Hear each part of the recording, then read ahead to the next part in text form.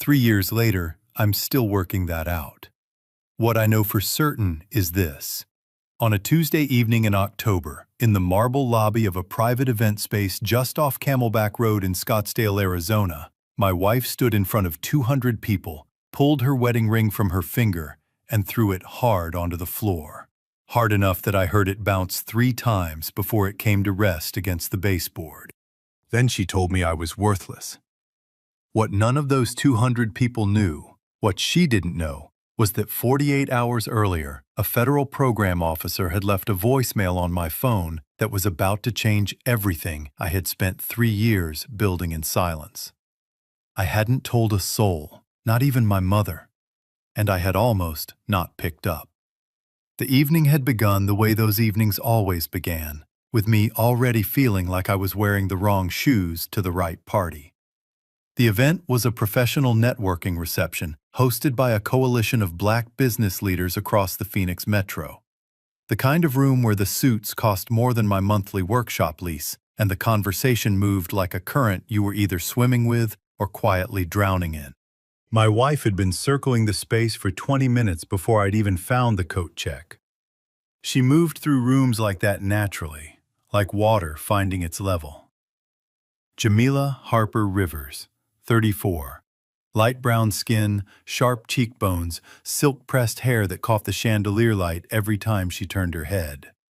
She was the director of public relations for one of the largest commercial real estate firms in the Southwest, the daughter of a well-connected Scottsdale family, and she looked every inch of all of it that night. Fitted black dress, small gold earrings, heels that clicked across the floor like a metronome keeping time with the room's ambitions. I wore the best suit I owned, navy, slightly shiny at the elbows. I had pressed it myself that morning in my mother's kitchen in South Phoenix, standing at the ironing board with a borrowed iron and a shirt that needed 2 slow passes before it would lie flat. I mention that because it matters, because that is what 3 years of building a water filtration prototype in a workshop on East University Drive in Tempe, mostly alone and mostly broke, will do to a man's wardrobe. The project was mine, a low-cost modular filtration system designed for communities facing drought-related water safety crises across southern Arizona. Entire neighborhoods in South Phoenix where children were getting sick from aging pipes, elderly residents on fixed incomes buying bottled water every week because what came out of the tap frightened them. I had been building a system that could solve that problem for a fraction of what commercial alternatives cost, documenting everything in composition notebooks, testing components on weekends, running numbers at my mother's kitchen table after she went to bed. I had been building it while my marriage quietly eroded around me. A man approached me near the drinks table. Gray temples, practiced handshake, the confident posture of someone who had been networking since before I was in high school. He asked about my work. Jamila had apparently mentioned it to someone, which surprised me. I told him the truth. Filtration units at under $200 per household installation. Early testing in South Phoenix community gardens. Strong preliminary results for communities that had been managing without clean water for years. There was a small silence after I finished. A soft laugh from somewhere to my left. Someone used the word brave the way people use it when they mean something closer to naive. I looked at my wife. I saw the expression I had been watching spread across her face for the better part of a year. A tightening around the jaw, a particular stillness behind the eyes. Not anger, something more private than anger.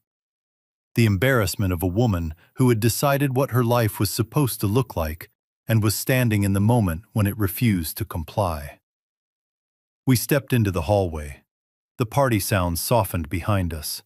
Her voice, when it came, was low and pulled tight. "Maurice, I can't keep doing this." I started to answer, and then her phone buzzed in her hand, short, insistent, and before she could turn the screen, I caught the name. Patrick. The message was 11 words. "You okay? I'm close by if you need anything tonight." She locked the screen in one motion. Something shifted briefly in her face, Half a second, then gone. I said nothing. I filed it in the part of my mind where I kept the things that didn't add up yet. That drawer had been getting full for a while. And then, in front of a hallway slowly filling with departing guests, she told me her father had been right about me all along. That a man without stability wasn't a real man. That she had given me 10 years. Then she pulled off the ring. It hit the marble and jumped. Once, twice, 3 times.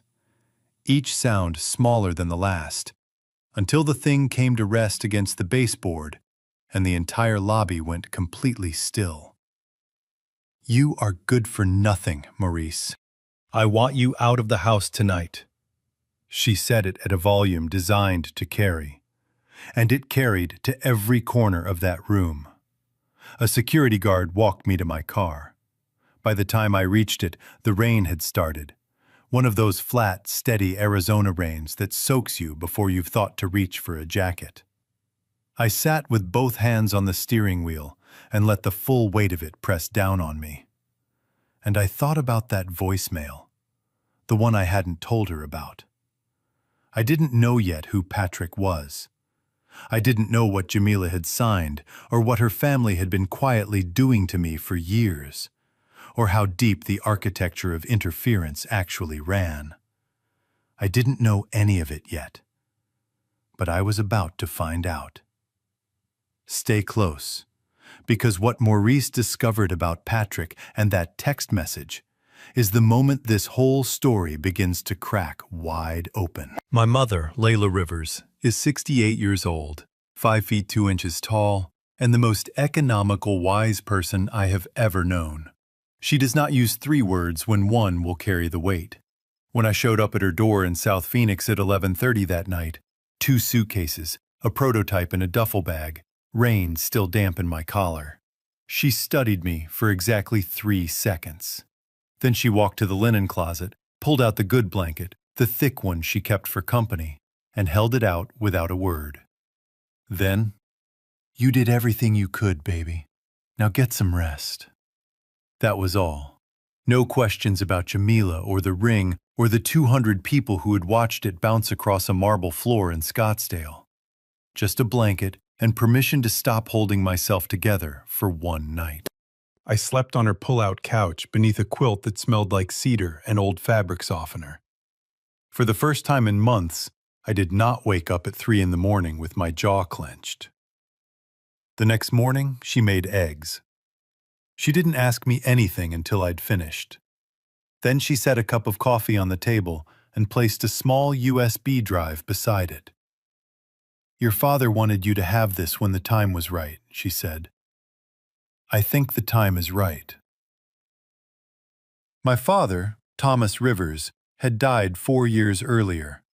A quiet man who spent 31 years maintaining the infrastructure systems that kept Phoenix running, and his last decade trying to help his son build something new.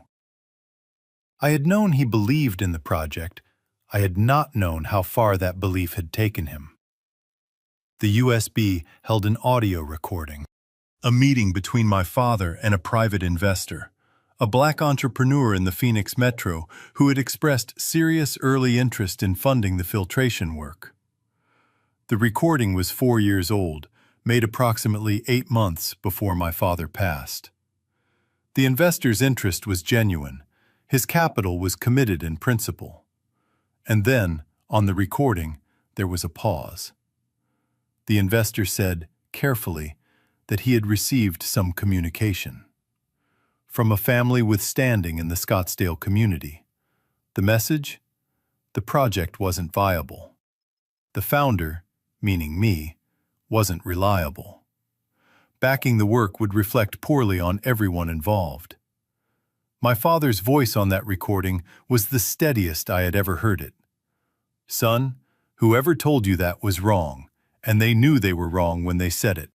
The funding never came through. My father never told me why.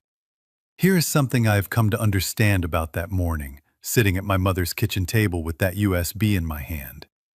Psychologists describe a pattern called covert undermining, the systematic removal of a person's opportunities, credibility, and resources, executed quietly enough that the target cannot name what is happening to them. The damage is compound. First, you lose the opportunity. Then, because you cannot identify the source of the interference, you begin to suspect the problem is you. You rework your designs. You question your instincts. You tell yourself you just need to work harder. That recording told me I had been running in a room where someone had quietly removed half the oxygen before I walked in. The grief that comes with that understanding is a specific kind, not the clean grief of a direct loss, but the murkier kind that arrives when you realize the story you built around your own failure was never fully true. 3 days passed. I barely left the house. I played the recording twice more, and then put the USB in my pocket and kept it there. Then Rodney called. Rodney Brooks is my first cousin and the oldest friend I have in the world. He runs an auto repair shop on South Central Avenue. Bays always full, music always on, grease on his forearms before most people have finished breakfast. He drove over without asking why. He sat down at my mother's table, and I played him the recording. He listened without moving. Then he looked at the table for a moment, before he told me something he'd been sitting on for 18 months. About 1.5 years earlier, he had quietly swapped some components in my prototype, cheaper parts, because I was running out of money and he thought he was helping bridge the gap. He hadn't fully understood the engineering tolerances involved. He'd meant well. I could hold that part without too much difficulty. Then he told me why he'd stayed silent about it. The Harper family reached out through an associate, he said. Twice. The message was plain. Stop supporting Maurice or they'd reopen the zoning dispute on the shop. I asked him what zoning dispute. He told me. 3 years before Jamila and I were married, Rodney had a property boundary conflict with the city that threatened to shut his father's shop down. A Harper family associate had quietly helped make it go away. Rodney hadn't known at the time who was behind the favor. When the family called it in, he understood. They told me if I kept helping you, they'd go back to the city and finish what they started. I stood to lose everything my father built. He didn't dress it up. I made a calculation. I believed you were going to lose the workshop regardless. I thought I was being practical. I was wrong. That's on me. I looked at my cousin across the table. This man who had shown up every time I called, who had driven across Phoenix at 7 in the morning without requiring an explanation.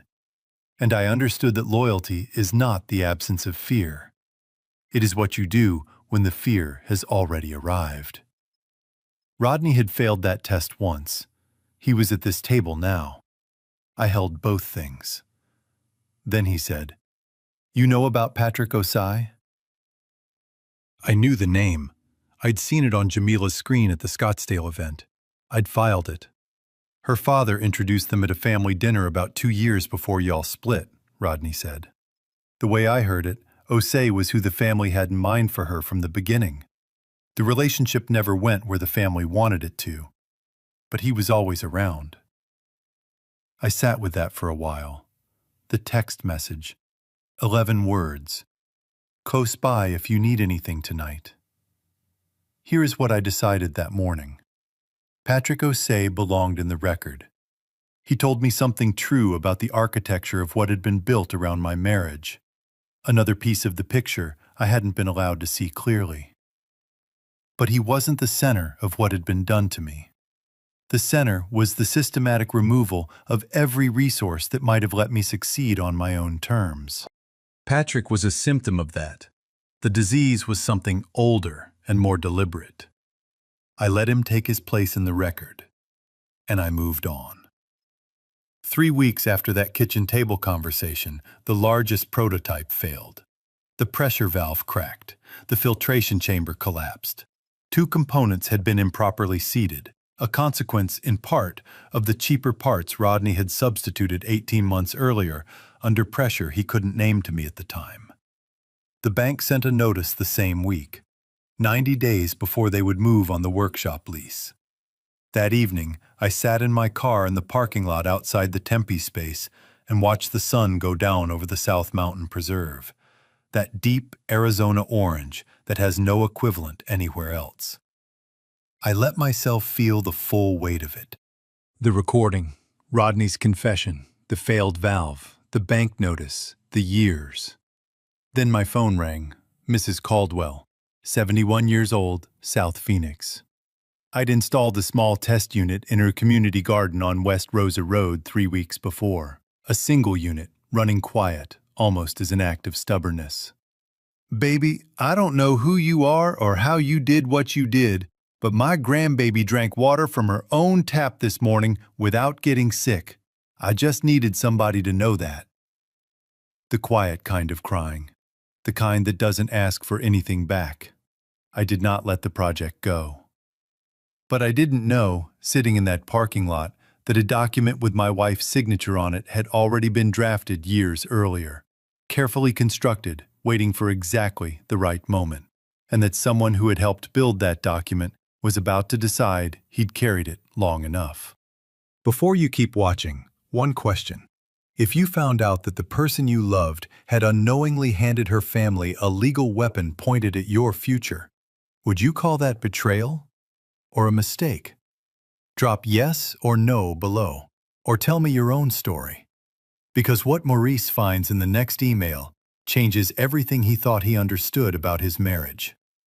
And it starts with $40,000 he never knew was a trap. The bank's 90-day notice gave me room to work. I used every day of it.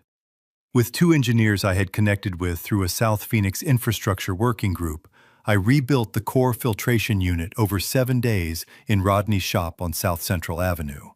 Because the Tempe workshop lease had been surrendered to the bank that Thursday morning, and I had decided that fact would not be the end of anything. The rebuilt unit went into the ground at Mrs. Caldwell's community garden on West Rosa Road on a Saturday. By Monday, it was performing above every benchmark I had projected. I stood in that garden at sunrise with a tablet in my hand, reading the output numbers, and felt something settle in my chest that had not been settled in years. Not triumph, quieter than triumph. The feeling of a thing finally becoming what it was always supposed to be, not because the conditions cooperated, but in spite of the fact that they never had. Mrs. Caldwell brought out 2 folding chairs and a thermos of coffee. We sat between the raised beds while the morning came in pale and cool. "People out here stopped expecting anybody to fix this," she said. "That's the worst part. Not the water itself, the giving up." I thought about that, about what it costs a community or a person to stop expecting things to get better. Psychologists call it learned helplessness, the state that sets in when someone experiences enough uncontrollable setbacks that they stop trying, not because the problem is unsolvable, but because they've been conditioned to believe their efforts cannot change the outcome. It doesn't arrive all at once. It accumulates, failure by failure, obstacle by obstacle, until the person stops, not because they were defeated in one blow, but because the air ran out. Mrs. Caldwell was describing an entire neighborhood in that state, and she was describing, without knowing it, what had almost happened to me. That afternoon, I returned the call I had been sitting on for weeks, Dr. Angela Merritt, program officer with the EPA's Regional Infrastructure Division out of San Francisco. She had been tracking community-based water solutions across the Southwest for 2 years. Someone had forwarded her a summary of my project, a 2-page overview she wouldn't tell me the source of, though I had my suspicions. We spoke for 1 hour and 40 minutes. She asked precise questions and listened with the focused patience of someone who had learned to distinguish a good-sounding idea from something actually built and tested. At the end, she said, "Mr. Rivers, I'd like to schedule a site visit. I think your system qualifies for our pilot partnership program, potentially 3 counties." "When can you come?" I said. She came 3 weeks later with 2 colleagues. 4 hours in that garden. Every notebook I had, every failed iteration, and what it had taught me. When she left, she shook my hand and said, "We'll be in touch within 30 days. They were in touch in 12. Then the email arrived. It came from a man named Gerald Watkins. He had spent 3 years as outside counsel for Jamila's employer and, before that, for the Harper family's private interests. He had been present in the room when a particular document was drafted, a document involving my wife, and had raised objections at the time. He had been overruled. He had kept the file. When the family was recently replaced by a larger firm, Watkins found himself holding that file, with no obligation to protect it any further. He wrote that he had a professional responsibility he'd been carrying too long, that the Forbes researcher who'd been given my name had triggered something he could no longer quietly sit on. And then he described what he had watched be put in front of Jamila 6 years ago. During the early years of our marriage, the Harper family had made a series of transfers into the joint household account that Jamila and I shared. Small amounts at first, then larger ones, totaling just above $40,000 across 3 years. At the time, Jamila had told me it was family support, help with living costs while I built the project. I had accepted it without asking too many questions, because we needed it and because I trusted her. The document she had signed recharacterized those transfers as a structured loan to the household. Under its terms, the loan converted to a 25% equity stake in any commercial venture I launched using household resources during the marriage. The household resources included our joint account. The joint account had funded the first workshop lease. The first workshop lease was where the prototype was built. The agreement was aggressive and almost certainly unenforceable in a direct challenge. Watkins said so. But likely unenforceable and legally harmless are not the same thing. It would take attorneys and time and money I was only beginning to have, and it had been drafted precisely to be expensive to fight. I read the email 4 times. On the 5th pass, I stopped reading and sat very still. My father had tried to get me independent funding 4 years ago. If that funding had come through, I would never have needed the joint account. I would never have touched $1 with the Harper name attached to it. That was the point. That had always been the point. What I felt in that moment was not what I expected. Anger came, but what arrived first, underneath the anger, before it, was something closer to exhausted recognition. The sensation of a puzzle you've been working for years finally revealing that several of its pieces had been face down the entire time. Psychologists have a term for what I had been living through without knowing it: systemic gaslighting. Not the simple kind, where one person distorts your reality, but the structural kind, where the environment itself has been quietly managed by outside hands until you begin to doubt your own capacity, your own judgment, your own worth. You don't recognize it while it's happening, because nothing looks like sabotage from inside it. It just looks like your own limitations. Jamila had not been acting in isolation. She had been operating inside a set of invisible constraints: a legal document, family pressure, the long reach of a household that measured a man by his income and his timeline. And every conversation we ever had about money, about the project, about whether I was enough, had been shaped by that architecture in ways neither of us fully understood at the time. That does not erase her responsibility. She made choices. But it reframes the central question. The question is not simply, why did she leave? The question is, what was she afraid would happen if she stayed? And the answer had been written into a document she signed at 29 at her parents' dinner table, almost certainly without a lawyer of her own present. What I did not know, what I would not learn until Jamila told me herself months later, was that she had known about the equity threat for 3 weeks before it was formally activated. She had been in the room when her father briefed the family attorneys after the Forbes article ran.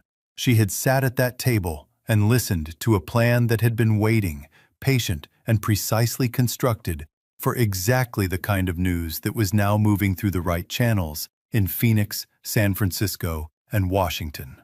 She had not spoken during the meeting. She had driven home and sat in her car for a long time.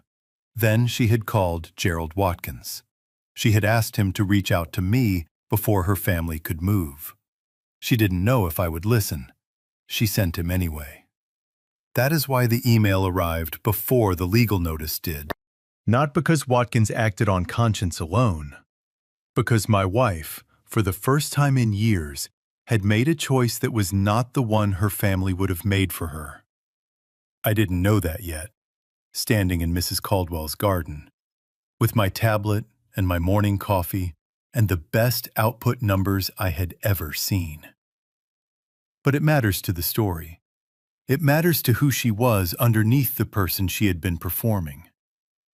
Don't go anywhere, because when that Forbes article went live and Maurice's phone wouldn't stop ringing, one of the first calls came from the last person he expected. And what she said in that call is the moment this story turns from a betrayal into something far more complicated. The Forbes piece ran on a Thursday. I found out the way you find out when something has shifted irrevocably, not with ceremony, but with a phone that wouldn't stop buzzing before 6 in the morning while I was standing in my mother's kitchen trying to drink my first cup of coffee in peace. The headline called me "The Quiet Engineer Rewriting Water Access in the American Southwest." The photograph was taken in Rodney's shop, me at a workbench, not looking at the camera. It was the most accurate image of me anyone had ever put into print. Before I tell you what the article changed, let me tell you what happened in the first 2 hours after it ran. 3 people read it whose reactions would each shift something. One of them was in a law office in Scottsdale, reaching for a telephone. One of them was somewhere over the Midwest, on a flight to Washington, D.C., reading it on her phone with the cabin lights still dim. And one of them was in a kitchen in South Phoenix, pressing her hand flat on a printed page to make sure it was real. My mother read it at the kitchen table, with her reading glasses on and her coffee going cold beside her. When she finished, she folded the page carefully and held her palm against it. Then, your father would have made copies for everyone at church. I had to leave the room for a minute after she said that. By 8 in the morning, my inbox held over 400 unread messages. By noon, it was past 2,000. Interview requests, partnership inquiries, a letter from a Maricopa County commissioner, a message from an engineering program in Tucson, a nonprofit in New Mexico doing parallel work who wanted to talk about joining resources. Rodney called at 8:15. I could hear the grin in his voice before he said a word. Brother, you are on the internet. My wife called at 11:47. I had not heard her voice in months. I watched her name on my screen through 2 full rings before I answered. Maurice. A pause long enough to carry its own weight. I don't know where to start. Start wherever you need to, I said. She told me her father's attorneys had contacted her the same morning the article ran. The equity clause, the loan-to-state conversion built into the document she had signed at 29, had been formally activated. A preliminary claim was drafted, asserting the family's loan to the household as legal grounds for a 25% stake in the company's current valuation. She had learned about it not from her parents, but from her younger brother, the one who had always been quietly uncomfortable with how things were managed in that family. He had overheard the attorney briefing and called her immediately. Then she told me what she had spent the past weeks piecing together and carrying alone. She confirmed what the recording had already told me. Her father had contacted the early investor directly, years ago, and positioned it as protecting his daughter's financial interests. He had never told her. She confirmed what Rodney had told me. The pressure applied to him had come through a family associate. She had known there was some management of the situation. That word again, the family's preferred euphemism for what they did to the people around me. She had not asked what it meant. She had let it stay in the category of things she didn't look at too closely. Because looking too closely at certain things in that family came with its own costs. I was 29 when I signed that document, she said. I was sitting at my parents' table. My father told me it was standard family financial planning, that it protected the household if things didn't work out. I didn't have my own attorney. I didn't ask enough questions. I didn't understand that I was signing something designed to follow you forever. Her voice broke once, clean and brief. I'm not asking you to forgive me. I gave up the right to ask for that. I'm telling you because you deserve the full truth. And because I already did one thing before this call. I want you to know it was my choice, not yours to make. I asked her what she had done. She had called Gerald Watkins 3 weeks before the Forbes article ran, the night after the family's attorney briefing, when she sat in her car and made the decision she had been putting off. She had asked him to send me everything he had before her family could move. She wanted me to have time to prepare. That was why the email arrived when it did. I want to stay here for a moment, because what Jamila was describing and what she had navigated in the weeks between that family meeting and this phone call is more than a plot point in this story. Psychologists who study family systems identify a pattern called delegated loyalty, the process by which a family member is unconsciously assigned the role of protecting the family's interests at the cost of their own authentic choices. From inside it, the assignment doesn't feel like coercion. It feels like love, like responsibility, like what you do for people who gave you everything and expect coherence in return. Jamila had not been a villain acting from cruelty. She had been a woman acting from fear. Fear of her family's withdrawal. Fear of choosing a man whose timeline didn't align with the respectability framework she had been raised inside. Fear of what it would mean about her own judgment if she stayed and he failed. That fear had been carefully cultivated by people who stood to benefit from it. And here is the most difficult psychological truth in this entire story. The people who damage us most completely are very often not acting from malice. They are acting from their own inherited systems of fear, dressed up over years as concern and protection. Understanding this does not require accepting the harm. It does not remove the consequences, but it changes the shape of the grief. It moves it from, he was betrayed by her, toward, they were both inside a system that cost them both something real. And that shift, from blame to understanding, is where actual healing becomes possible. 2 weeks after that phone call, I flew to Washington, D.C. for the National Innovation Summit at the Walter E. Washington Convention Center on Mount Vernon Place Northwest. Dr. Merritt's program had nominated my work for recognition in the Community Impact category. Jamila was there. She had come alone. No family representative, no attorney beside her. A gray suit, understated. She looked like a woman who had made a decision she fully understood the price of and had chosen to pay it anyway. She found me during the afternoon break in one of the side corridors. White marble walls, the distant sound of a panel session carrying through glass. She waited until the hallway had mostly cleared. Then she told me what else she wanted to do. She wanted to go further than Watkins' testimony.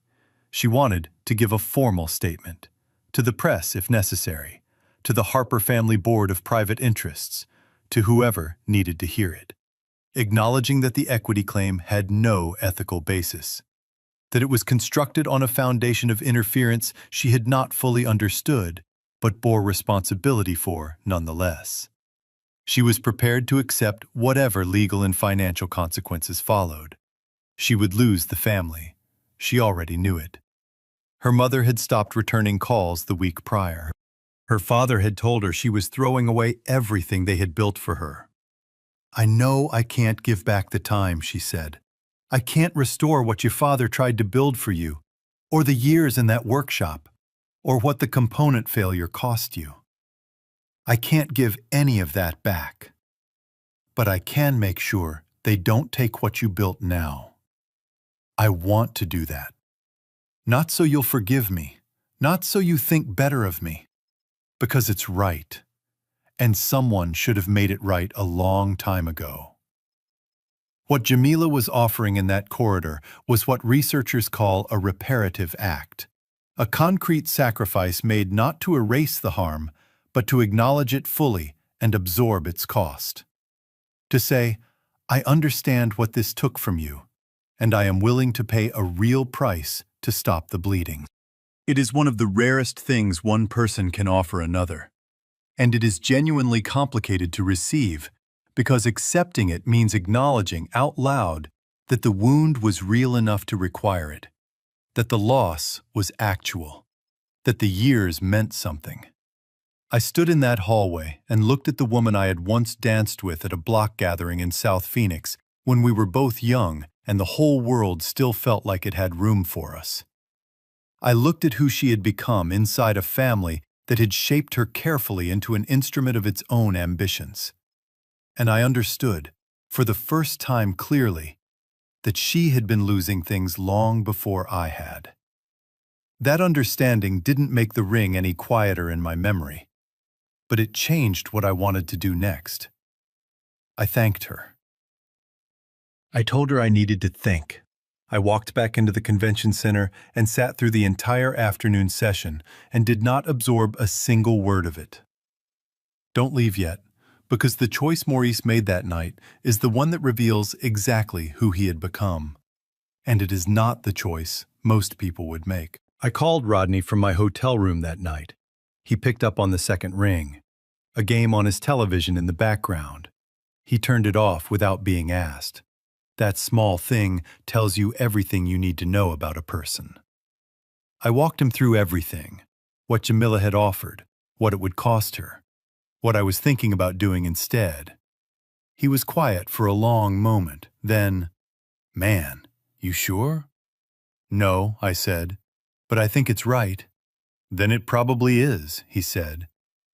I called Jamila the next morning. I told her I didn't want the public statement. She started to explain her reasoning, and I let her finish. Then I said it as plainly as I could.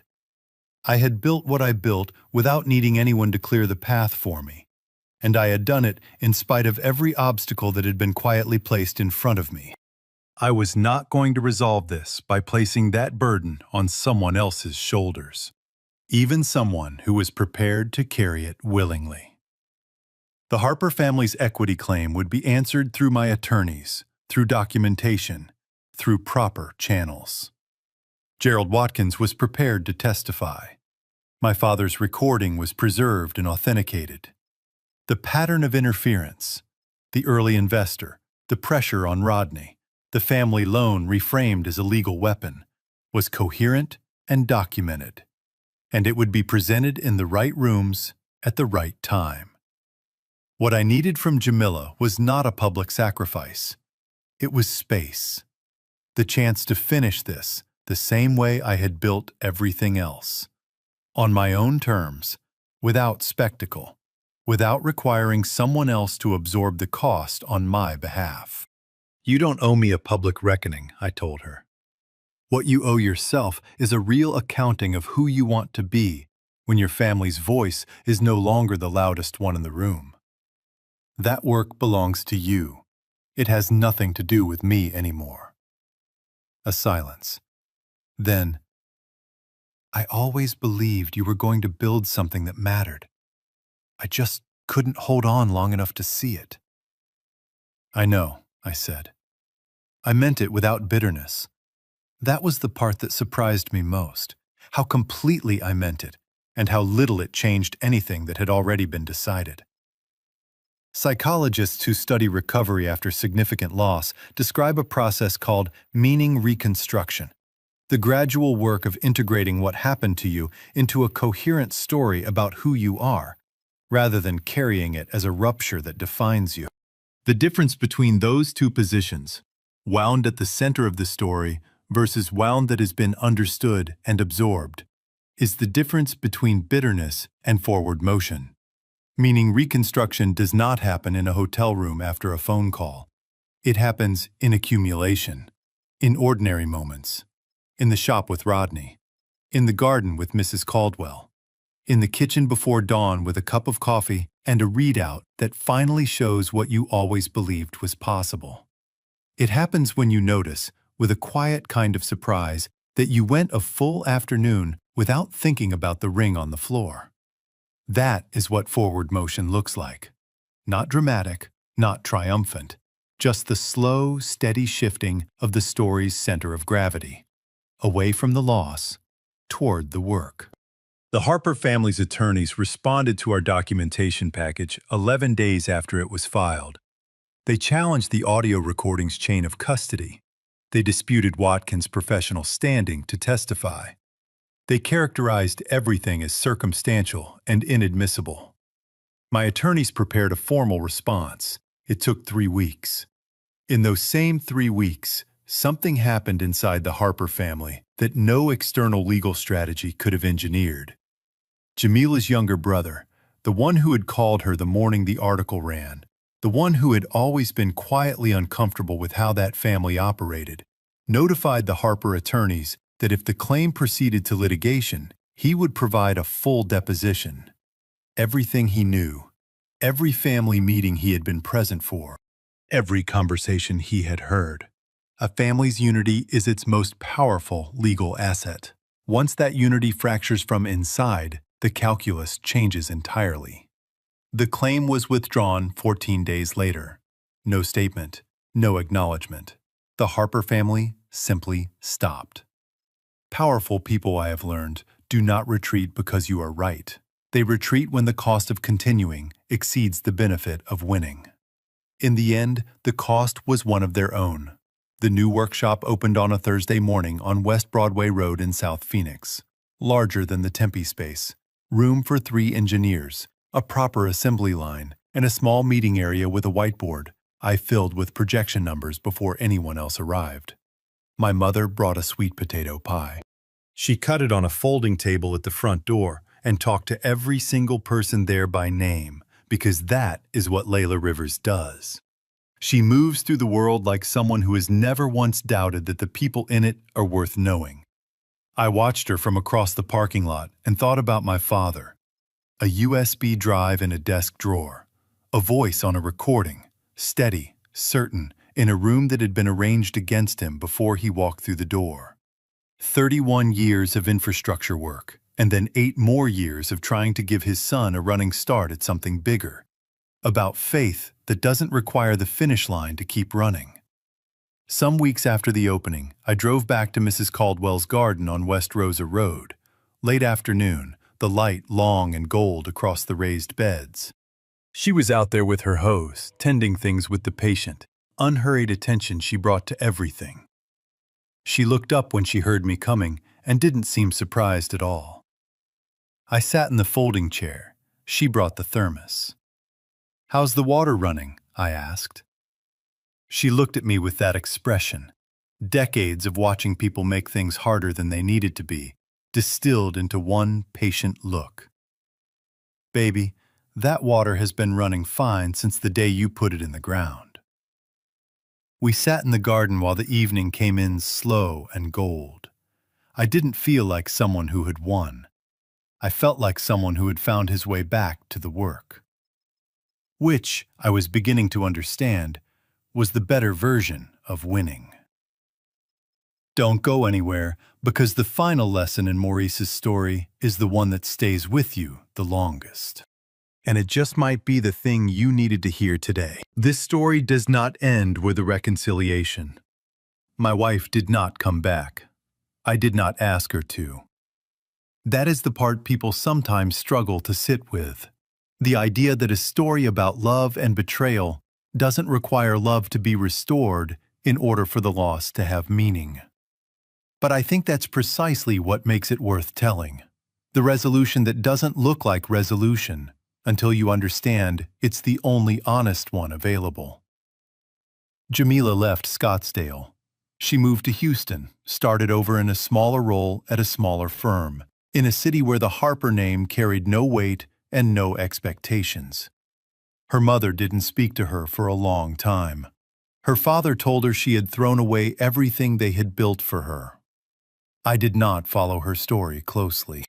But I heard enough, through people who knew people, to understand she was building something more honest than what she'd had. that she was figuring out, slowly and at real cost, who she was when no one in her family was watching. For her, I felt something I had not expected, a clean, uncomplicated hope. Not the tangled kind that wants something in return, just the simple wish that she would find her way to a version of herself that didn't require anyone else's permission to breathe freely. Psychologists call this compassionate detachment, the capacity to genuinely wish well to someone who caused you significant harm, without requiring their presence in your life for that goodwill to be real.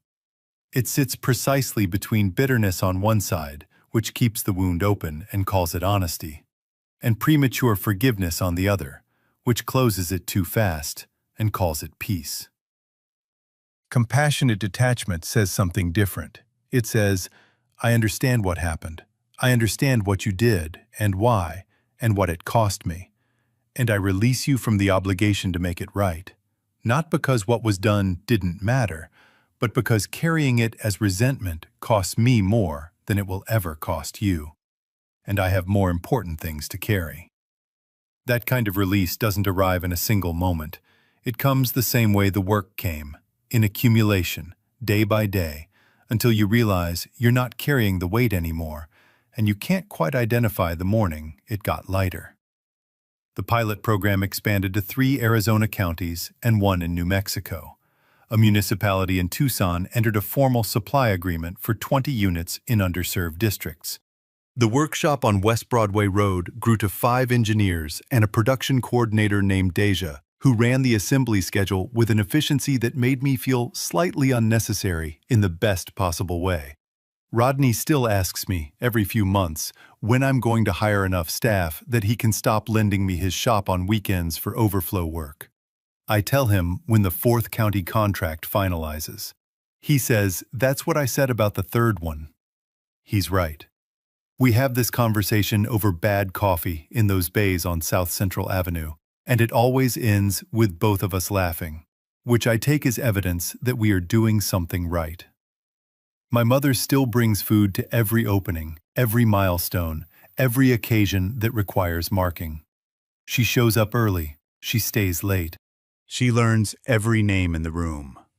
She is 68 years old, and she has never once, in my entire life, given me the impression that the people around her were anything less than worth her full attention.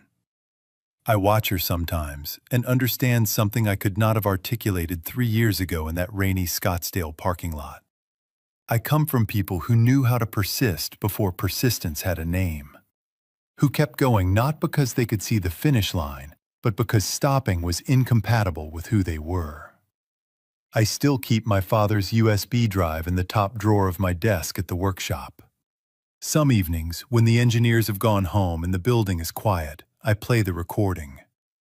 Not to grieve.